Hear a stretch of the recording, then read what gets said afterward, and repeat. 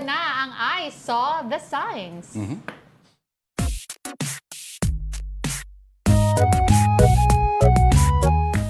Ang ating edisyon today, eleksyon komentaryo. Silipin nga natin ang una. Ito si Ninong Ry holding his certificate of delicacy, hindi candidacy, or the ingredients of his recipe for binangkal. Ano ba yung binangkal? Yung bread, ano na may sesame?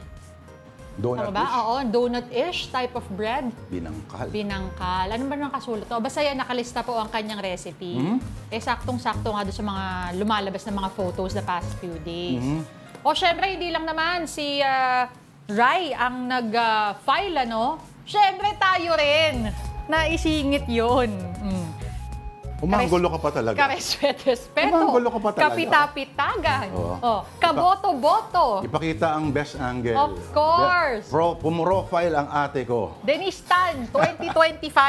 Lourdes de Vera. Ano? Madaling lapitan, mahirap utangan. Yun yung pag-utusan, wag lamang. Ano? Wag na. Okay. Oo, wag yung boto. Oo. Okay, at ito naman, isang komento mula sa YouTube live streaming namin kahapon mula kay Jet. Pakibasa, Tita Denise. Ano bang kasalanan natin? Ating pinanganak tayo sa Pilipinas. Guys. Wala tayong kasalanan. Ang kasalanan ay nasa puso. Iba yun. Himala. Himala pala. Jet, Himala. at sa lahat po na nagdududa sa ating bansa, tandaan ninyo, the Philippines is a work in progress.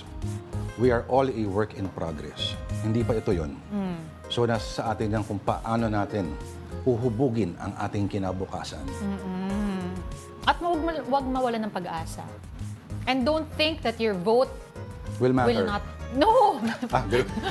Sorry. Will not count. Every vote matters. Every vote counts. Kaya po, aralin ng mabuti kung sino ang sa tingin nyong kandidato na talagang makakatulong, hindi lang po sa inyong kapakanan, pero kung hindi para po sa lahat ng ating mga kababayan. Ngayon, kung meron po kayong mga nakitang signs, election-related or not, please send them to Sumbong us. sa COMELEC. Yun ba yun? Wala pa. Ay, hindi pa. Oo. Send nyo lang po muna sa amin, afternoondelighton@gmail.com.